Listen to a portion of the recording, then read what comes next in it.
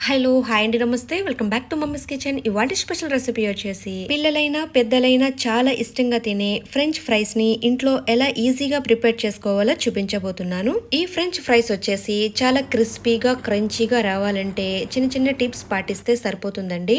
ఇక వీడియోని ఎక్కడా కూడా స్కిప్ చేయకుండా చూసి మీరు కూడా తప్పకుండా ఇంట్లో ట్రై చేయండి. ఇక లేట్ చేయకుండా ఎంతో టేస్టీగా క్రిస్పీగా ఉండే ఫ్రెంచ్ ఫ్రైస్ ఎలా ప్రిపేర్ చేసుకోవాలో ఇప్పుడు చూద్దాము. నేను ఇక్కడ పెద్దగా ఉన్న బంగాళదుంపలు తీసుకున్నానండి. ఫ్రెంచ్ ఫ్రైస్ చేసేటప్పుడు బంగాళదుంపలు వచ్చేసి ఇలా పెద్దగా పొడవుగా ఉన్నవి తీసుకోవాలి. అలాగే బంగాళదుంపల్లో స్టార్చ్ తక్కువ ఉన్న బంగాళదుంపలు తీసుకోవాలండి. అప్పుడే క్రిస్పీగా క్రంచీగా వస్తాయి. ఇప్పుడు బంగాళదుంపకి పైన పొట్టంతా కూడా చక్కగా తీసేసుకోవాలి. ఇలా పొట్టు తీసిన బంగాళదుంపని అటు ఇటు కూడా బంగాళదుంపకున్న ఎక్స్ట్రాస్ ని కట్ చేసేసుకోవాలి.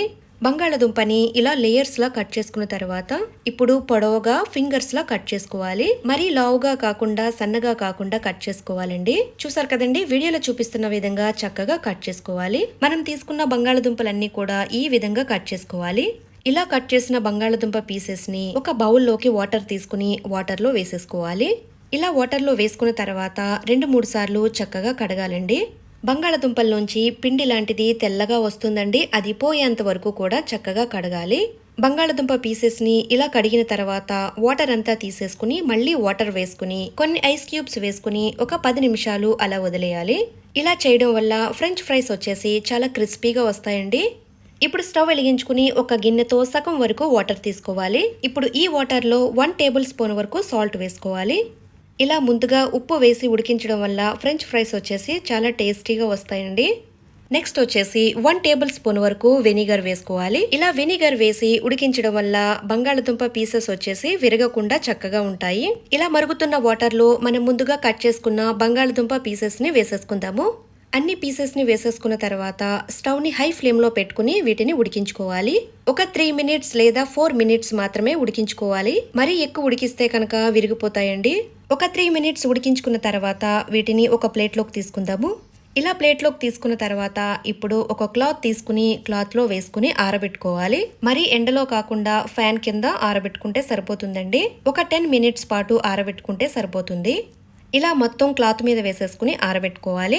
చూసారు కదండి, విరిగిన ముక్కలు కూడా పక్కకి ఆరబెట్టుకోవాలి. చూసారు కదండి, ఒక 10 మినిట్స్ తర్వాత తడి అనేది పూర్తిగా ఆరిపోయింది.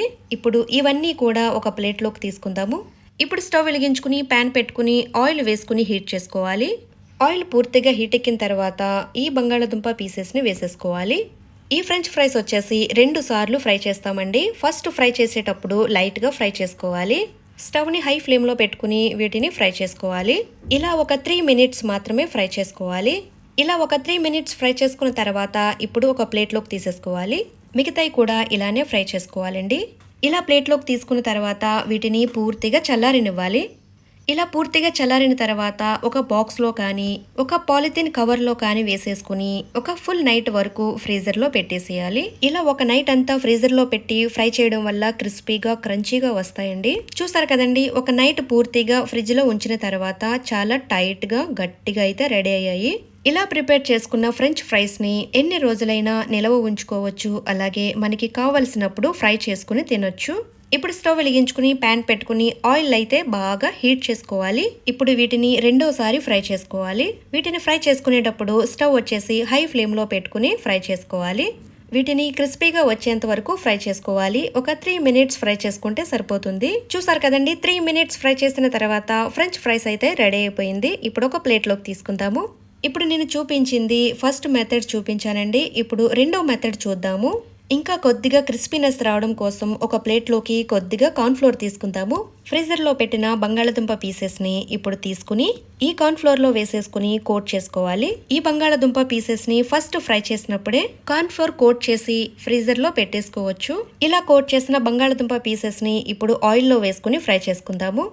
ఇలా కార్న్ఫ్లోర్ వేసి కోట్ చేసి ఫ్రై చేయడం వల్ల ఎక్స్ట్రా క్రిస్పీనెస్ అనేది వస్తుందండి.